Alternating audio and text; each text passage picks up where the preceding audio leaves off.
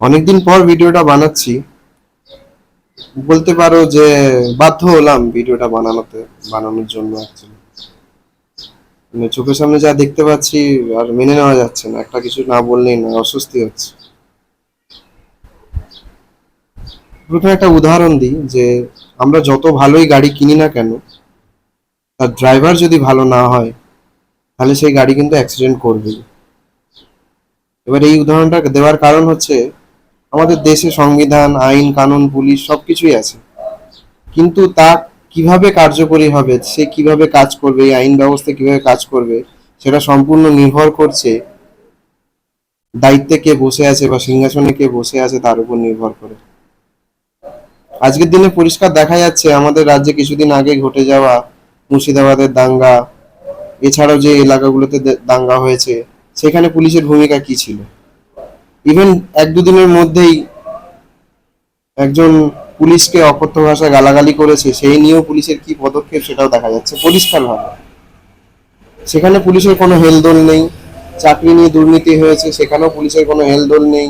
নিজের থেকে গিয়ে কাউকে ধরবে, কোনো রকম ইনভেস্টিগেশন করবে, এই নিয়ে কোনো মাথা ব্যথা নেই। একমাত্র গদিতে যে বসে আছে সে যদি নির্দেশ দেয় তাহলে কিছু হবে, নাহলে হবে না। ঠিক আছে।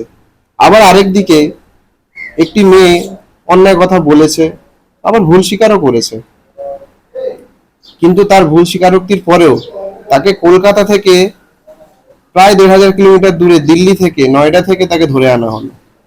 তো পুলিশ যদি অন্যায়ের প্রতিবাদ করতে চায় বা অপরাধীদের ধরতে চায় তাহলে সে যেখানে খুশি যেতে পারে, যা ইচ্ছা করতে পারে। তো পুলিশ যদি এত দূরে গিয়ে মেয়েটাকে ধরে আনতে পারে, খুব ভালো কথা। সে যদি অন্যায় করে থাকে, সে যদি কোনো ভুল কাজ করে থাকে, তাহলে তার শাস্তি হওয়া উচিত, ঠিক আছে, মেনে নিলাম। তাহলে পুলিশের ঘরের ধারে নিজের রাজ্যের মধ্যে যে অন্যায়গুলো হচ্ছে, যে অত্যাচারগুলো হচ্ছে, সেই বিষয়ে সে নীরব কেন, চুপ করে আছে কেন? এতে পরিষ্কার বোঝা যাচ্ছে আইন কানুন সংবিধান যাই থাকুক না কেন দেশে, কিন্তু রাজ্যে যে শাসক দল থাকবে তার যদি মানসিকতা ঠিক না থাকে, সে যদি পুলিশকে কাজ করতে না দেয়, পুলিশের নিজের কাজ করার কোনো ক্ষমতা নেই। তাতে আপনি যা ভালো বুঝুন খারাপ বুঝুন, এটাই বাস্তব, এটাই ঠিক। পুলিশের চোখের সামনে অন্যায় হয়ে গেল, সে কিছু করতে পারবে না যতক্ষণ না সেই হেডকোয়ার্টার থেকে তার কাছে ইনফরমেশন আসবে বা অর্ডার আসবে, হ্যাঁ তুমি এটার বিরুদ্ধে কোনো পদক্ষেপ নাও, তবেই হবে। নাহলে হাজার অন্যায় হলেও কোনো রকম পদক্ষেপ হবে না। আজকের দিনে দাঁড়িয়ে পুলিশ নিজের মা বোন বউয়ের সম্মান বাঁচাতে পারছে না, তাহলে আপনি কি করে ভাবছেন যে সাধারণ মানুষের জন্য পুলিশ কিছু করবে? অসম্ভব। এটাই বলার ছিল যে এখন সবাই নিজেদের মতো সাবধান থাকুন। এই নিয়ম কানুন আইনের ভরসায় কেউ কিছু থাকবেন না। নিজের রক্ষা নিজেকেই করতে হবে, কারো ভরসায় থেকে কোনো লাভ নেই। সবাইকে একটাই অনুরোধ থাকলো যে আমি ভিডিও পয়সা কামানোর জন্য করি না, সময়ও হয় না, কাজবাজ করি। শুধু আপনাদের কাছে এটাই অনুরোধ থাকলো যে ভিডিওটাকে শেয়ার করে দেবেন। লাইক ফলো আমার দরকার নেই, শুধুমাত্র আমার কথাগুলো মানুষের কাছে পৌঁছে যাক, আমি শুধু এইটুকুনি চাই। ধন্যবাদ। কারণ আমরা খেটে খাওয়া মানুষ, রাস্তায় গিয়ে মিছিল করা, নিজের কাজ বন্ধ করে দিয়ে আন্দোলন করতে যাওয়া প্র্যাকটিক্যালি আমাদের পক্ষে সম্ভব নয়। এই সোশ্যাল মিডিয়াই আমাদের কাছে একমাত্র সম্বল, যেখানে আমরা প্রতিবাদ জানাতে পারি, প্রতিবাদ করতে পারি, মানুষের কাছে পৌঁছাতে পারি। এই একটাই উপায় আছে আমাদের কাছে।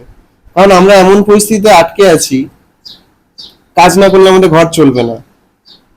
আন্দোলন করা, প্রতিবাদ করা এগুলো দরকার আছে, কিন্তু এটাও বাস্তব, যদি ওতে আমরা জড়িয়ে পড়ি তাহলে আমাদের ঘর চলবে না। আমাদের ঘরটা চলবে কি করে? সেই জন্য আজকে আমাদের এই পরিস্থিতি। খুব দুঃখের সঙ্গে আমাকে এই কথাটা বলতে হচ্ছে, কিন্তু এটাই বাস্তব। তাই সোশ্যাল মিডিয়াটাই আমাদের সাধারণ মানুষের জন্য একটা প্রতিবাদের জায়গা। এখানে বসে আমরা অনেক কিছু বলতে পারি, আমাদের মনের ভাব প্রকাশ করতে পারি। তাই এর মাধ্যমে আমি আমার প্রতিবাদ জানালাম যে আইনটা সবার জন্য সমান হওয়া উচিত। কেউ যদি অন্যায় করে তার শাস্তি হওয়া উচিত। সেই শাস্তি দেওয়ার সময় তার জাত, ধর্ম, পাওয়ার, পলিটিক্যাল ব্যাকআপ এগুলো কিছুই দেখা উচিত নয়। তাহলে নিয়ম কানুন এসব রাখার কোনো মানেই হয় না।